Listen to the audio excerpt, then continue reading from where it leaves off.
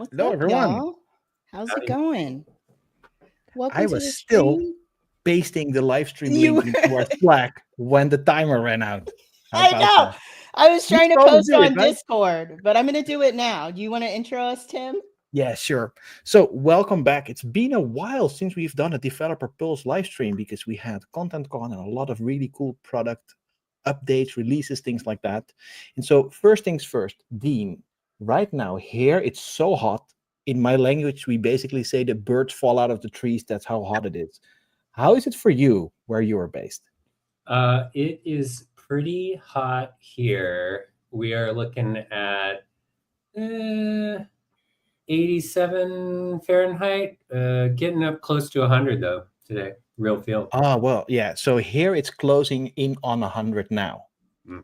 because I'm Wow. towards the end of my day. So it builds up. Anyways, low for you, I guess it's the same, right? It's the same. It's super hot. It's even hotter. I think the whole country of the US, but is under a massive heat dome and heat wave. Yep. So Mm. it's pretty bad. We're sitting right around like 92 Fahrenheit right now, but also 96% humidity. Oh yeah, that's the thing. Like Swampy. for us, we're sitting at Yeah. 50, so we're okay. Anyways, with that out of the way, it's important to talk about the weather sometimes. So today we want to talk about our product launch, and we have our launch PM. He does a bunch more, but I'll let him say it. Dean on. So Dean, tell us who you are, what you do, and then we'll dive right in, I guess. Awesome. Yeah, I'm Dean Haddock. I'm the group product manager over platform and hosting. So hosting, that's our launch product. That's what we're here to talk about today. Yeah. And then I also work with like shared services that our different products leverage across the platform, like our data layer, our security layer, various things like that as well. I've been at Content Stack for a little over 3 years, based in North Florida. Couldn't be more excited to be invited to join you today. Awesome. So, Lo, did you have like burning questions in mind, or can I just kick off? What do you think? What do you You have? can just kick off. We're going to be talking about caching and cache priming. So I think Exactly. first, let's talk a little bit about like, what is caching? Why do we use it? Why is it important? Yeah, that's a good start. And then we'll see what comes out of that. Yeah. Shall I take a stab at that, Tim? Yes, please. And Yeah. then before we start, though, I think caching is the hardest thing in development. Just let's start there. And now we go. Oh, that's really interesting. That's a great premise to kind of start from because unlike you, Tim, I think our backgrounds are a little bit different in how we got into technology and the line of work that we do. And I actually entered into tech from the systems engineering network admin side of the house. So building mail servers, building servers to catch spam. I started working back in like pre Y2K times. So like I was like building networks and doing Y2K testing with like a lab. Oh, yes. And lots of fun stuff. Amazing. Yeah, so thank you. So when, I dated myself there. Actually. Yeah, I was just thinking back what I did before Y2K in terms of development. And I think I just played one video game. That was everything. Yeah. Hey, that's cool. That's cool. Whatever gets you through the door. Whatever gets you started, right? Yeah. Exactly. Yeah. I played some games too. So from my perspective, like these are just sort of like functionally distinct parts of like network architecture. So caching might be a little bit more friendly for me to grok versus if you're coming from like application development, it might seem something like, oh, I gotta deal with this extra layer. It's not really related to like the functionality of my app, or so you're not really thinking about that when you're thinking about the UX and actually building the components of your application. But Exactly. Caching is particularly in the headless world, but not just in the headless world. Caching is, I would say these days, absolutely fundamental. If you're not doing it, you're either paying too much for your server load, or you're delivering a bad or slower experience to your audience. There's a lot of other things that a caching layer can do that are really beneficial for an application as well that's out there in the wild. Whether that is for like an individual developer working on their own side project, or whether it's an enterprise organization, caching is going to be fundamental. But what is it? Okay, so let's just kind of level set on that. Yeah. The way that I think about it is kind of like this. It's like a shield in a way that like allows your content, whenever it is created, to kind of live at this highly performant, geographically close to the end user, extra layer of just serving components, frankly, but also it's functional, and you can actually deliver application code and functionality to that cache layer now. So we'll get into that maybe a little bit too. But the idea is basically that when your components, when your site, when your web page, let's say, gets built, that whenever you cache it, it gets distributed out to this layer of service that is designed to get lots of traffic really fast and to be able to just single purpose serve those static assets. Boom, boom, boom. Does that make sense? It does. Yes. And so could a static asset also be an API result of JSON? Yeah. So yes, it could be. You can cache that. I think in Next.js apps, API routes aren't cached by default, if I remember correctly. Out of the box, I don't think so. You have to add some headers. Yeah. Right. And there's probably a good reason for that. Is usually an API is going to be retrieving content with in more real time or more dynamically, right? Yeah. Like you might have an API that, like I do a lot of like weather applications. So I'm really into like weather hacking. So not hacking the weather, but hacking around weather and weather data. That's so hot everywhere. Yeah. That's cool. Like, so for example, my API is going to be retrieving the latest weather data with whatever latency I'm getting from my upstream data service providers for weather. Yeah. I'm not going to cache those API responses. If I am, I'm not going to cache them for very long because I want the most recent data in that. So yes, you can cache that. You can also cache static assets. More commonly seen in the web world is like an image is cached or something like that, because you don't need to go to the origin every single time to grab the image from the file store. Just put it in cache because it's not changing at all. That's a very common cache strategy. And so is that, let's talk about this image, because there was a case on one of the hosting providers that we don't need to name today, where somebody in their public folder put an image or video, I think, and somebody decided to put that on Reddit. And I think 8 million people clicked on that video that was in that public folder of that project. And I don't think that was cached because he had a bill of $400,000 overnight. Yeah. And so can you explain how caching would work in that context? But also perhaps if I have seen that video, does my browser cache it for me? Or like, how does that work? What is all that? Yeah, that's a really great question. And I think the answer is kind of, it depends. Like I don't have enough information to like diagnose what happened there, but let's let me not speculate, right?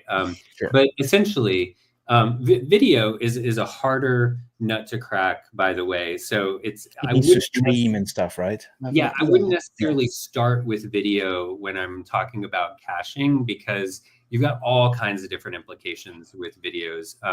Yes, the streaming is one aspect. Like, are you just downloading the file asset? That's kind of another way to think about it. But then also, it's just like the files are so incredibly large. Like it's kind of on the more complex side. But in general, you should be able to, if you're hosting a file on a public folder, let's say an S3 bucket, you could then cache that file, and at the caching layer, that would be saving you costs, right? If you're paying for every single access or whatever to wherever your file is being stored, and you can move that into a caching layer that is, designed to scale and not charging you per individual request, then that's a great way to save costs, for example, in that model. Yeah. It sounds like that asset was not being cached. That's because exactly. it's video. It's a hard thing. Video on its own, you could cache the chunks, but let's not go in that today. That's exactly really crazy stuff. It's like a very interesting use case. It's not what most of our audience is working on. The thing about caching I find most interesting or either struggle with sometimes is like when you're implementing it, like how do you find the balance, right? Because you don't want to be too aggressive, but you also don't want to be too conservative. So what do you think, Dean, in terms of like your approach to that? Like how do you weigh and decide what to cache and what not to cache? That is an awesome question. And the easy, quick answer to that is going to be you want to cache the right things, not everything typically. So similar to what we just mentioned about the API routes, if you're caching your API routes and you're wondering why your site's not updating with real-time data, that would be why, unless you're revalidating the cache of that endpoint. There could be a rationale that you would want to enable that kind of functionality with an API route. But I think kind of stepping back a bit, when we're talking about let's set some like contours about the space that we're discussing. So we're talking about primarily applications for headless websites. So talking about Node.js apps, we're talking about application frameworks like Next.js and Nuxt and Vue and all these fun things. And when you're hosting on Launch in particular, because bringing it back to our hosting product, which is probably most similar out there in the world to a Vercel or Netlify, and like in the sense that it accomplishes similar things for the end user, where you connect to your GitHub repo, or you upload a file or you upload a zip file and you deploy your code and it builds on Launch and then it's hosted on Launch, similar to like one of these other platforms. They all do different things and do them in different ways, and they bring different sets of functionality depending on what the user is looking for. So it's not apples to apples across these platforms, but we're in the same general ballpark. So with Launch, you've got, basically think of it like this. You've got your origin where all of your content lives and is dynamically built. This is behind the cache layer. This is like kind of exposed and not directly, access to this is not mitigated through cache necessarily. But then you have this extra layer of caching. So your origin's here, your caching layer is here. And with Launch, just kind of default out of the box, whenever you build your site, the first person to access that site is going to hit the origin, because that particular object, that asset, that web page, it could be the web page, it could be any component from it, is not yet cached for that end user. So this user makes a trip to the origin. If it's a dynamically built page, that page is going to render on the origin and then be available at the cache layer. The user will be able to access it. Now, every subsequent visitor after that will get the cached version. So that first user has a slower response time typically from the origin, and then every other user gets the fast, low latency, high performant cached version of it. So when you're asking the question of, so what should I cache, what shouldn't I cache? The easiest way to answer this to me is like, if you have assets that aren't changing a lot, then those are obvious ones. If you have pages like your about page or your contact page on a site that aren't changing very often, then those are great candidates to just kind of cache it and forget it, if you will. Yeah. Now, every time you rebuild your site, your cache is going to get revalidated anyway in just our default settings. So your cache will revalidate like that, and then you could also revalidate through all the different mechanisms which we can go into that we make available through Automate and that sort of stuff. You have cache control headers that you could set on your application. There's a big world there, but in general, you're probably not going to cache everything. You're going to cache things strategically based on how much they're changing and what I would say, like what is the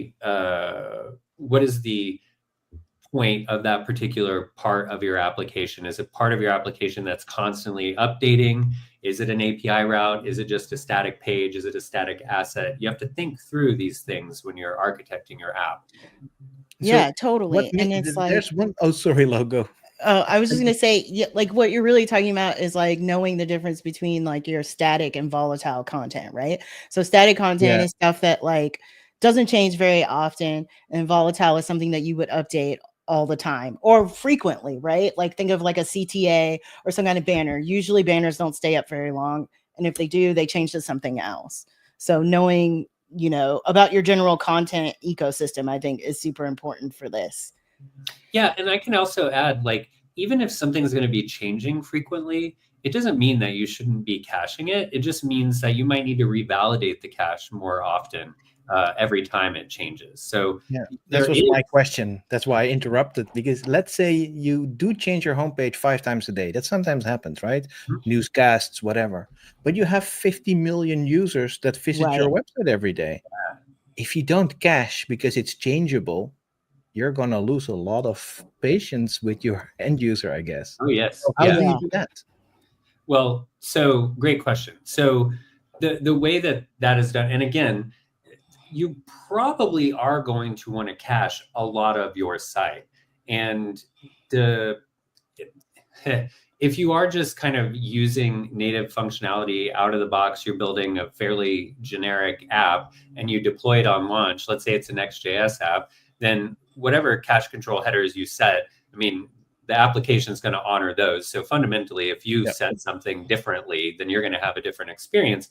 But you build an app, you deploy it on launch, and by default, everything is caching as soon as users are accessing it, right? Except for those API routes. So that kind of default configuration makes a lot of sense. It's really more that kind of API route is really where you're starting to think of like, wait, should I cache this because its intent is to give me the most real-time data, or should I cache it but revalidate it every 5 seconds so that it's not necessarily making a trip to the server every single time it's accessed, which could really balloon my costs, consume a lot of resources, slow things down, trigger auto scaling, those sorts of things. So you can calibrate each of these parts, these functionally different parts of your application, to be cached in a rational way for your end users. But Tim, I want to go back to the homepage, because I think this really kind of starts to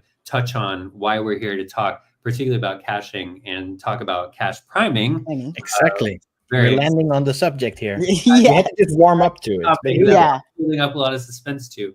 But you get millions of visitors, and you're changing that homepage 5 times a day, 10 times a day, and kind of it's easy to like dismiss, well, this is a thing that we have to do, and we just have to tolerate the fact that these pages aren't going to be cached until that first user accesses it. And I keep talking about this first user. We call that the martyr user, but it's not just one user. I was actually talking to our engineers this morning. By the way, launch engineering team, I just really want to shout out to those folks. They are awesome. I absolutely love working with the engineering team on launch. They are some of the best engineers I've ever worked with. So thank you all. You know who you are out there. It's a big team. I won't list everybody, but just really want to take a second to thank them for how incredibly awesome they are to work with. But we were talking about this morning, in that when you access that page, that martyr user is actually not just one martyr user. So this is an important thing to grasp, that when you go to access, okay, so I publish some new content and I update my homepage. Okay, so maybe I just updated a blog post down here, but I have to update my homepage too, because I need that blog post to appear there, right? So that new content needs to get cached when it's published, and I need to update my homepage also to make sure it's cached. Now, when that first user accesses the homepage out of all those millions of users, what's happening is, for however many seconds or milliseconds it takes to build that page, every other user is also a martyr user during that time. So really, we want to think about the martyr user there is going to be one single user that hits the origin and triggers the caching of that page.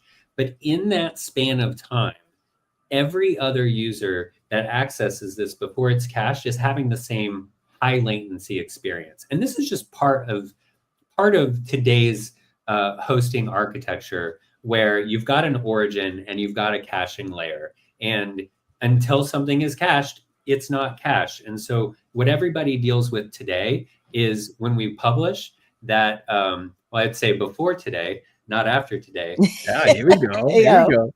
published, we just take it on the chin that there are going to be some users, a small percentage of users that out of the total that have this slightly degraded performance. And we just say that's acceptable because that's how caching works.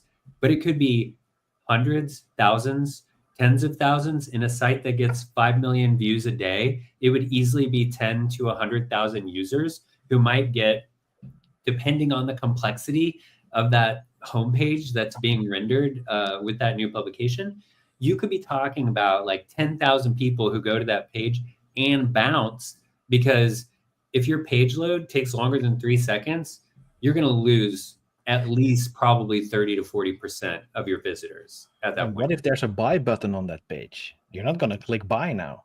You're That's not even really No. now, but you're going to go find it on someone else's page. Yeah, exactly. Yeah. And so this is, and I think we should highlight, because you just highlighted your tech team, right?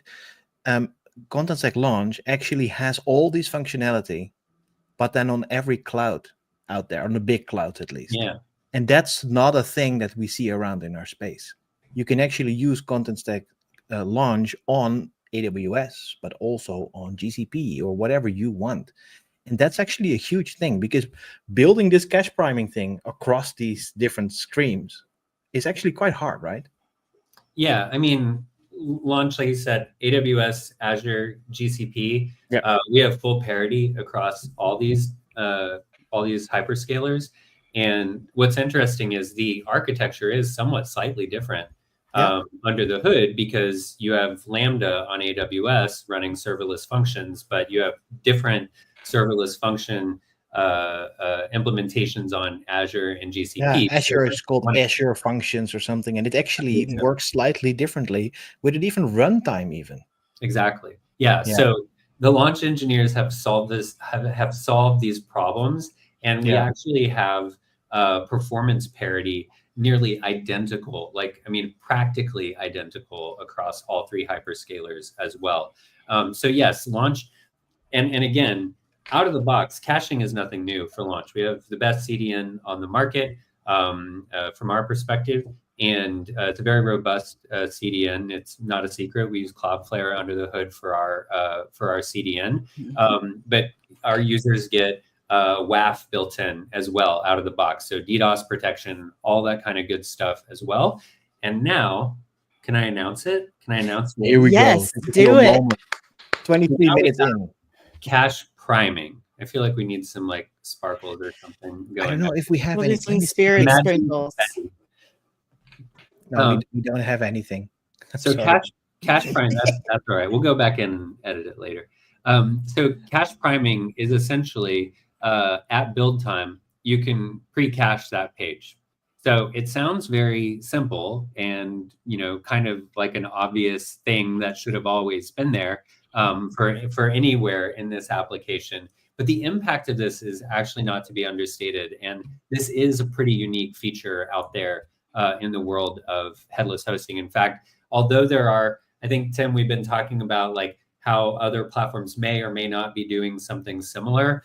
The way to think about cache priming on Launch is essentially that it's intentional, and you know exactly what you're doing and exactly what you're caching. So practically speaking, you specify the routes that you want to cache at build time, and then Launch will do that for you. So no more martyr users.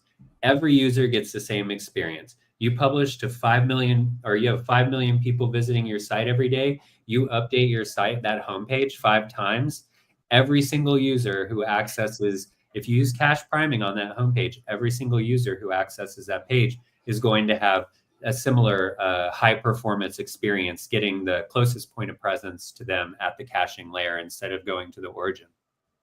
Yeah, and the fact that you can have so much more control, I feel like, in the way that we do cache priming in particular, it gives you an opportunity to do some like prediction and incorporate some data and analytics, right? So you can take a look at, for instance, like where are the most frequently traveled spaces in your website from your analytics, and then oh, these products or XYZ are really popular. I want to cache this.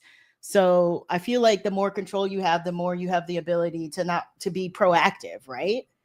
Absolutely. Yeah. Or imagine you have a big sale coming at a big holiday, shopping holiday or something like that, and you're going to publish a bunch of new, products or something like that, and you want to publish them all. You set them all to publish at XYZ time.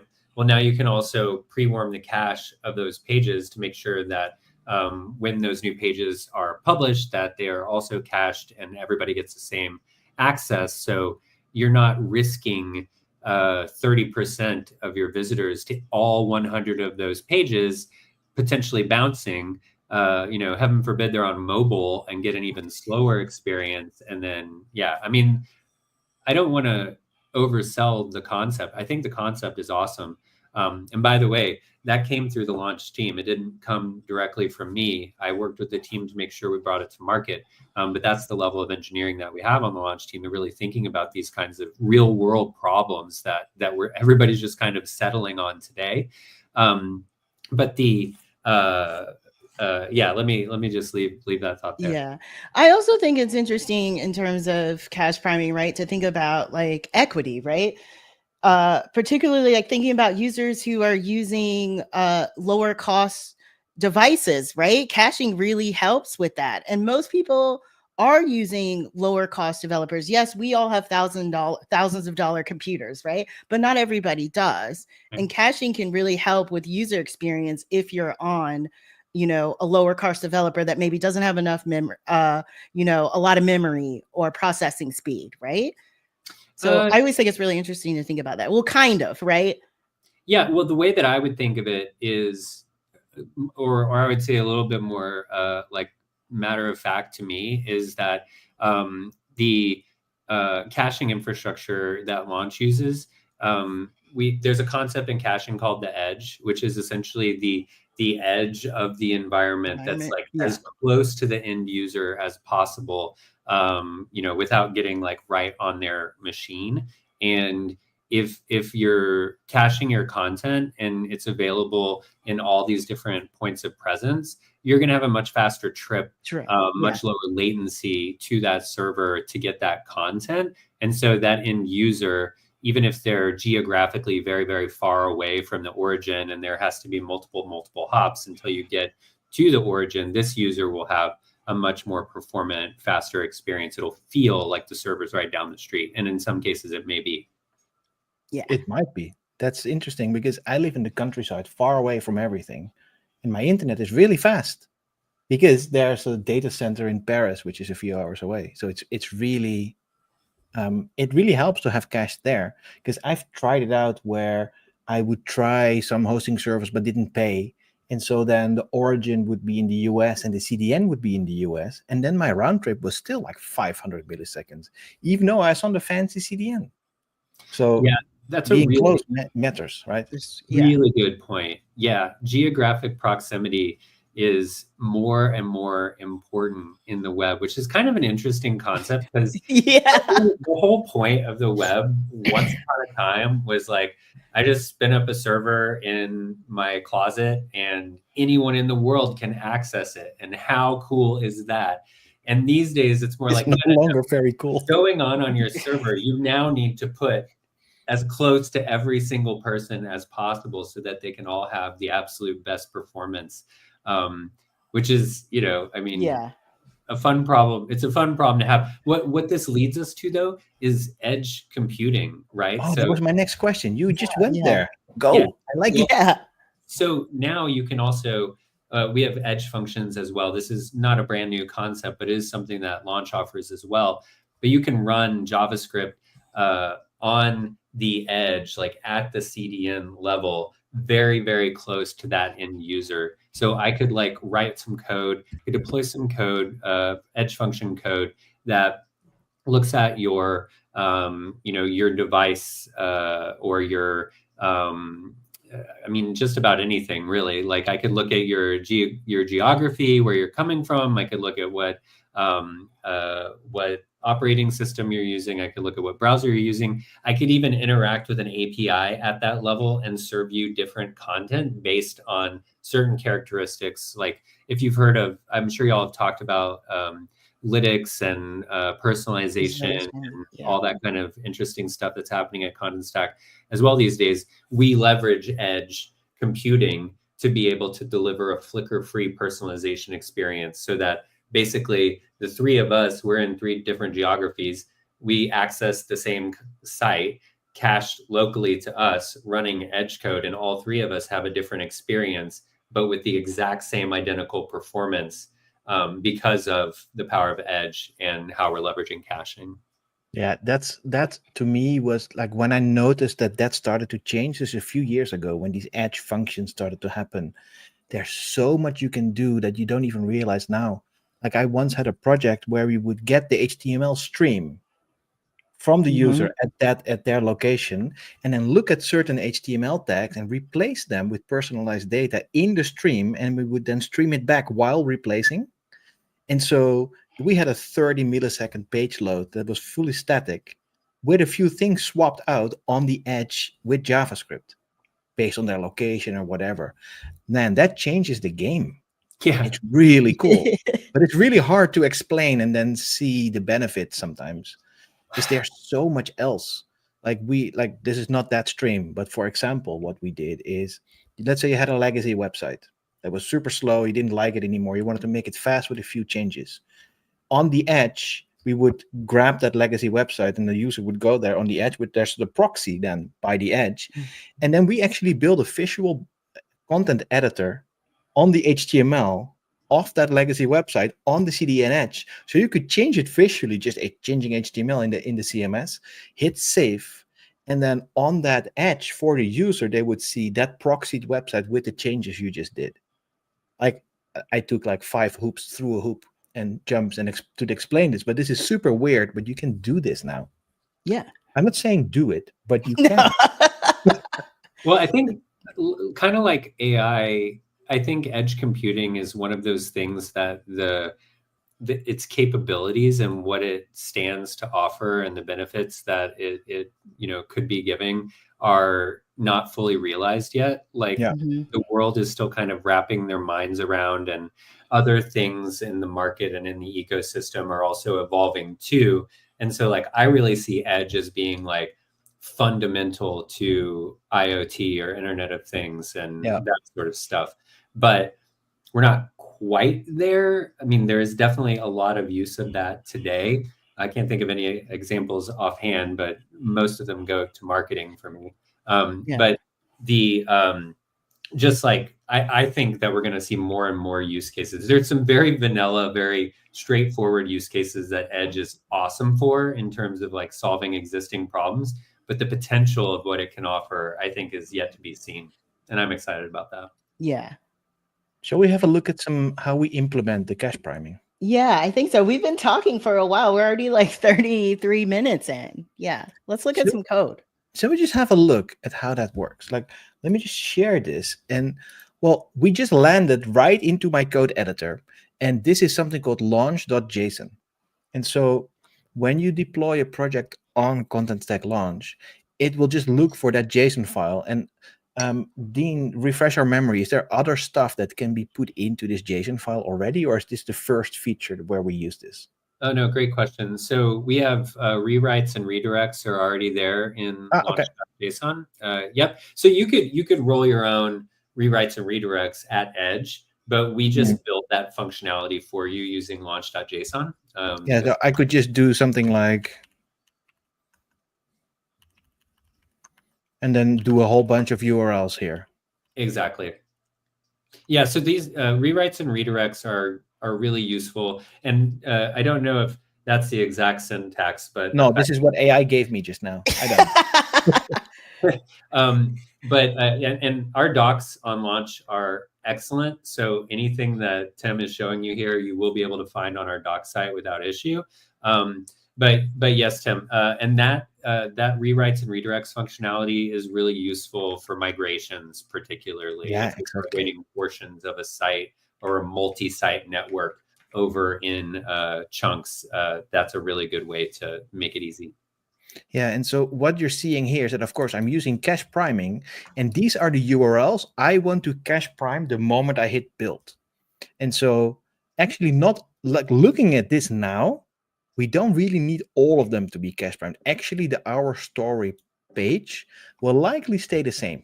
So this might not have to be cache primed, but like our products, definitely, right? So there's a bunch of different products here, category pages, stuff like that. There's not even that much to it because this is not a super big project. But when you have a look at this project, oh no, Chrome will relaunch.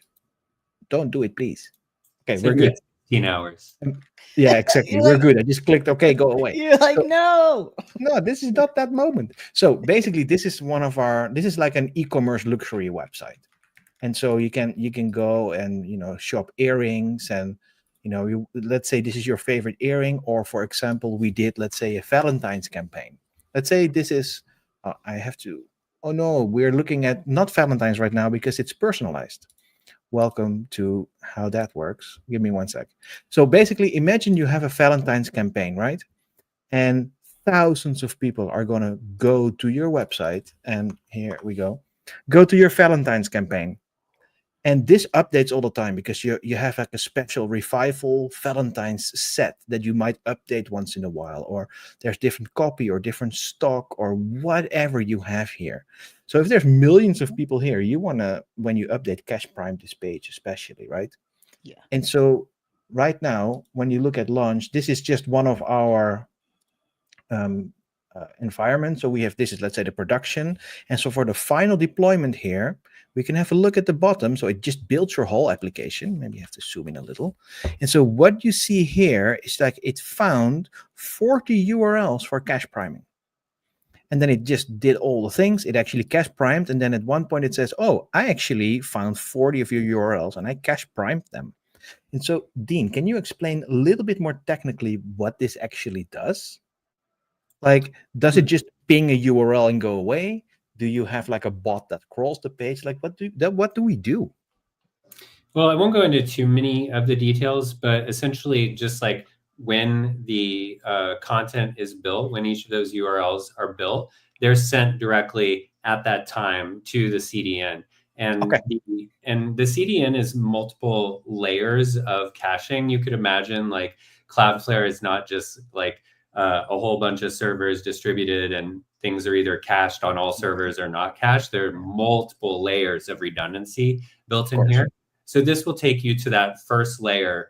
And so everything is there and available in cache. So once other users are accessing from around the globe, the caching is still going to propagate out to all of the points of presence. Because I mean, there are innumerable points of presence. Yeah. So you just kind of give them to the CDN and then they take care of the rest, which is kind of nice. We can just use an API ourselves, I guess. Yep, that's right. And this is cool because previously the same thing happened, but what triggered that caching of that content was a user hitting that content. Exactly, rather than us. Yeah, and it makes sense, right? Because if you're Cloudflare, you're like, well, why should I cache something that nobody is accessing? It doesn't make sense. On their scale, that's very expensive. Exactly. But if we know that something needs to be accessed because it's our website, then we're in a great position to say, nah, this should be cached immediately because this is going to be hit by somebody. Exactly. So, control. To turn it on, it's literally just this button. It's so easy. It's kind of cool. Yep. You turn it on there and then you implement it in launch.json, as you mentioned. Yeah. And then here's the docs that you, I think, already shared, Lo. But what for me? I just did the general one. Can you post that one in the chat? I will. Thank you. So and there's some FAQs as well that are worth looking at for folks who are curious. Yeah, there's a bunch of cool stuff here. So there's one thing that for me was very important. Like this website already has, like if you look at our products, and this is just a little demo, there's a ton of products already. And so I didn't want to by hand put that all in my JSON file, because then I would have to just open all of them, get my URL, and then paste it into my JSON file. I didn't want to do that, and so I took a little bit of a crude way to do this, because I just said, give me all URLs. I don't care, because this is not a big project. But you can, of course, curate it a little bit. So what I have, when I actually hit npm run build, this is also what you actually saw here. That's what this is. Right? If you run npm run build, all this stuff happens. And so what I now have in this whole scripts thing, there's a pre-built function that is fired. And so the moment launch hits npm run build, it looks, hey, is there a pre-built thing? Yes. And this is just a JavaScript file that is just update launch config.js, which it's called MJS because I wanted to use fancy modern JavaScript. Let's not get bogged down by that. Yeah. No worries. Let's just not look at that. So essentially what this is doing is this is a function that is fired before the website is built. And so it actually looks at Content Stack. It gets all its environment variables to figure out, hey, let me connect to Content Stack. And then I'm going to query all the pages, all the products, all the categories, and all the product lines. But I only want to get back the URL, please. So this is basically all the page entries and only give me the URL for that page. And so it finds it all. And I map whatever I get back into just a list of all these URLs. And you can see I do /products myself because this is a hard-coded item. So when you go to, for example, /products, this in this case is an Algolia integration that you cannot really do anything from in the CMS. I chose to code it that way. So that's why I hard-coded /products here. And so what it then does, actually, it finds if it has a launch.json file in the files of this project. And then it will just write whatever came out of this function, the get all links.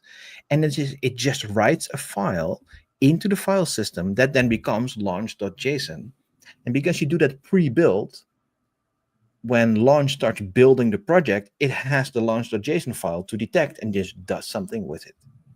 And you can, if this file becomes super big, because you might want to, have 10,000 links in here. I'm not sure that's the way to go, but imagine you don't need that file in your code base because it's all just generated.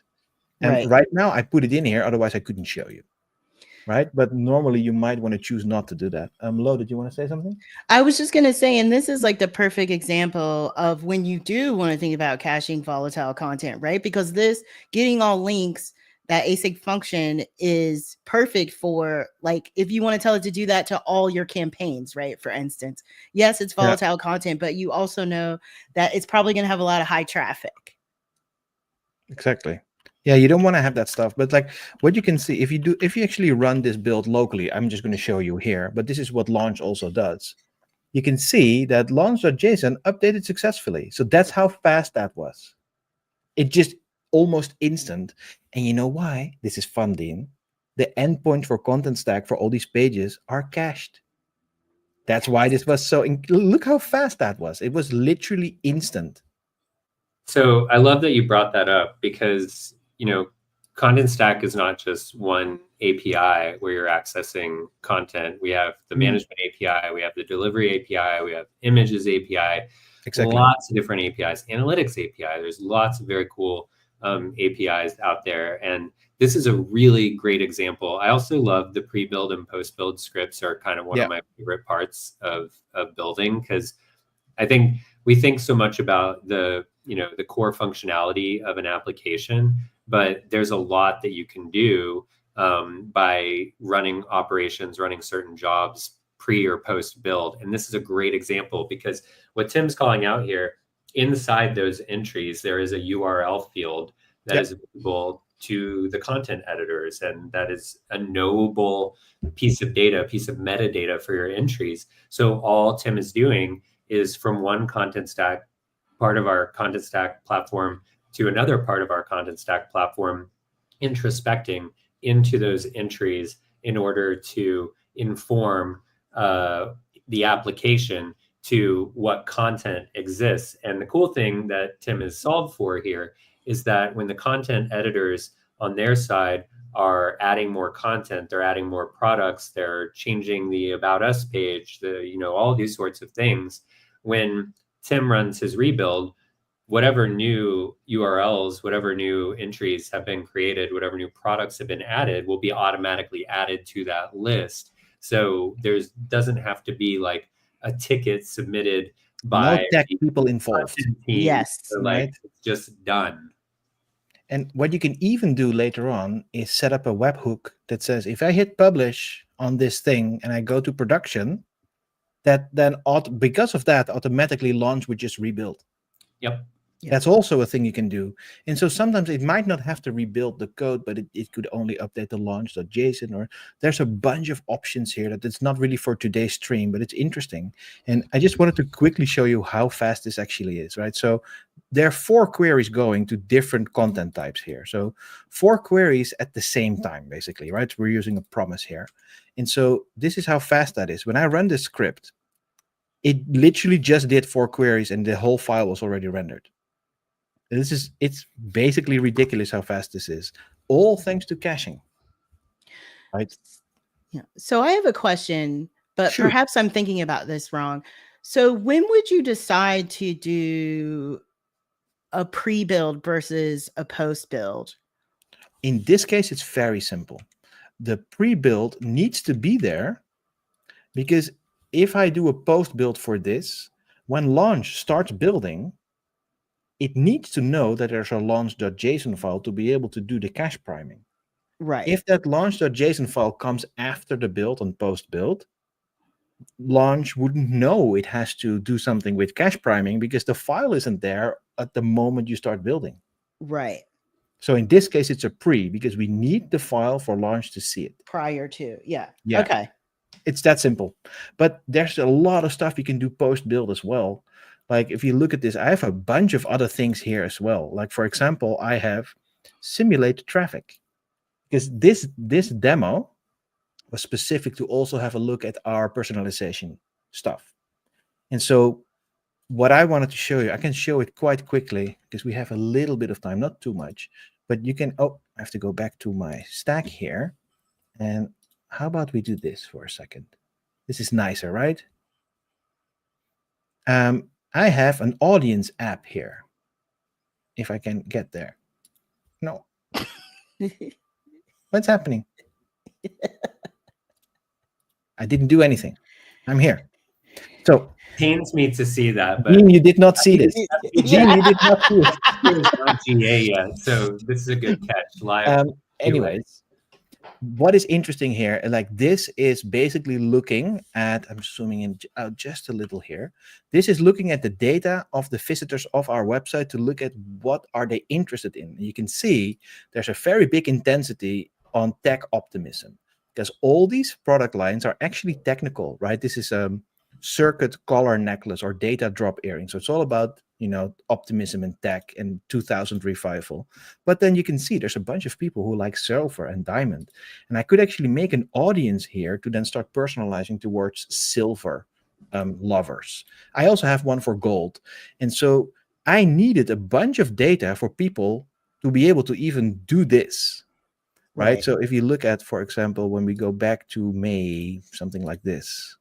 Well, and we go to the beginning of June, maybe something like this. This is where I got most of the visits. And you can see, oh, wait, I have to go to May 28 here. Sorry. Here we go. You can see the difference of almost no visitors to my scripts running. Right. And then faking the visitors. That's what we're seeing here. And I didn't code my script very well because most of the visitors actually went to similar pages. That's what this shows. But to make a long story short, when you look at my scripts for this, is my simulate traffic. Right now, I kind of just did it separately. But this could be if you wanted to do this for every release, this would be a much better post-build one. Because then the thing has been deployed. Right? Everything is built. The thing is ready. Post is, and the build says, okay, I'm done. Then you simulate the traffic. Right? And this is just some scripts that I vibe coded to literally just I actually asked, can you just make me a a bunch of people that go to earrings pages or run profiles and can say how many visitors and all. This is so much fun. Of course, this is just me going on a tangent here, but you could definitely use a post build script to run something like this. In this context, do it. Normally, never do it because you're skewing how your personalization data looks. Or Yeah, don't do that. Don't do this. But in this context, this is the way. Very So, cool. are there, like, we're nearing the end. We haven't actually had that many questions from our lovely visitors or viewers. If you have any, feel free to ask.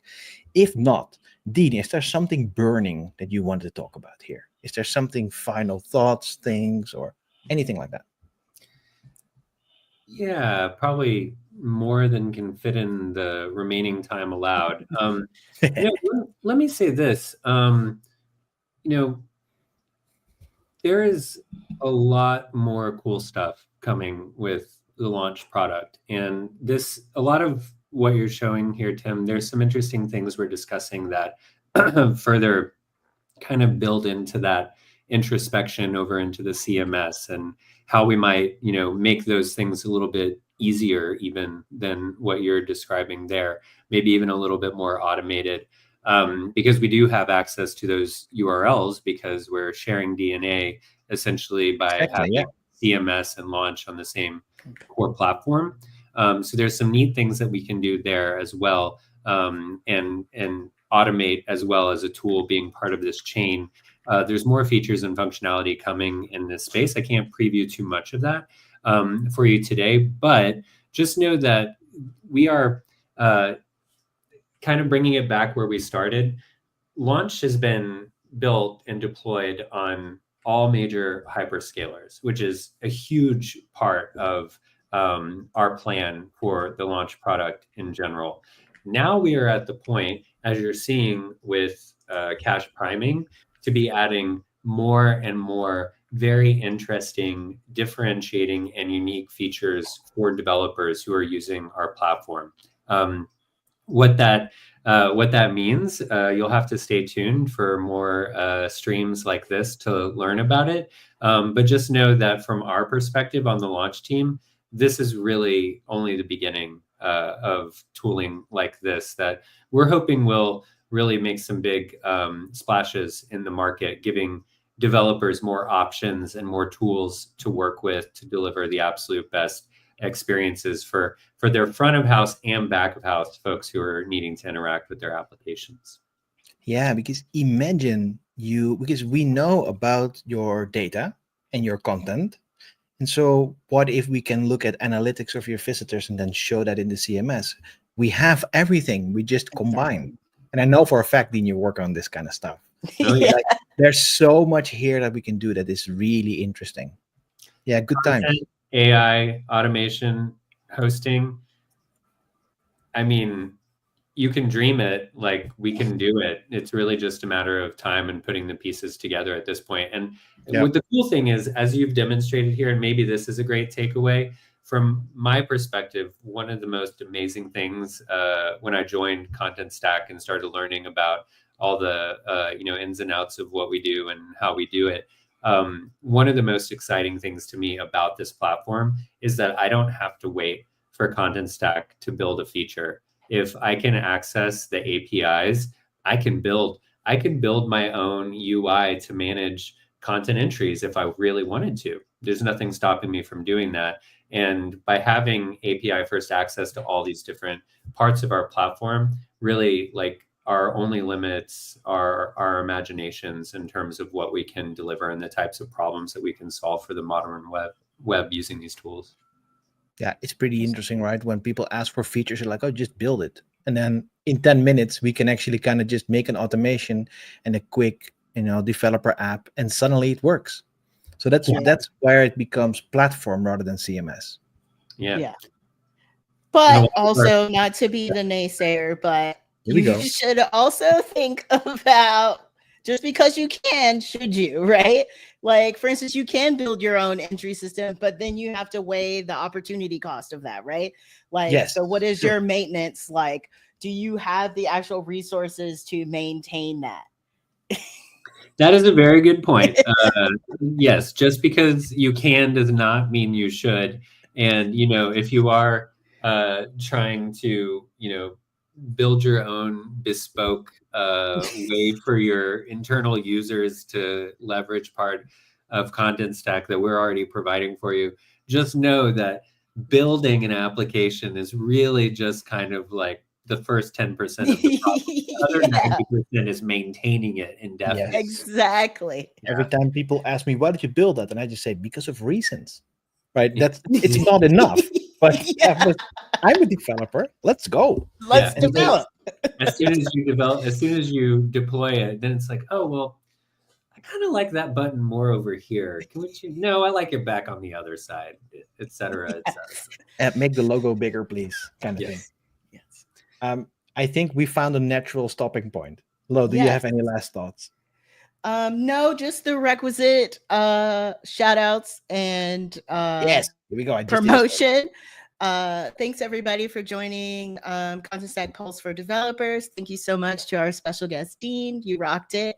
If you haven't already, please join our Discord community. You can find the invite at community.contentstack.com. Also, we have a great Content Stack author program. Anyone can apply to join that. And there's compensation for your articles. You can write anything from thought leadership to conceptual to tutorials.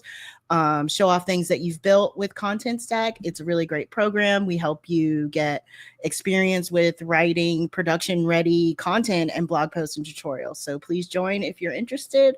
I will drop those links in the chat as well. Awesome. So everyone has them. That's it for me for all the promotion. There we go. We always have to get this out of the way. You but got it's actually really important because these things like this, for example, this author program, if you get Lo to be your editor, you should do it. Like, this is a thing. Go and learn, right? To Anyway. be fair, I will be editing it. So Lo you is will also get me editing my every stuff, time. you know?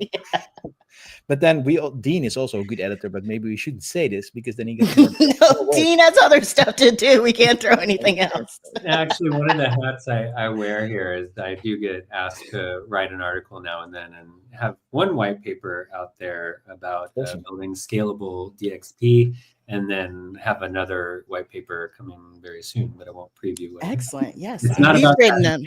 We've Not written an about article passion. together. That's right, Lo. We did one of my favorites. Yeah. Yeah, you did.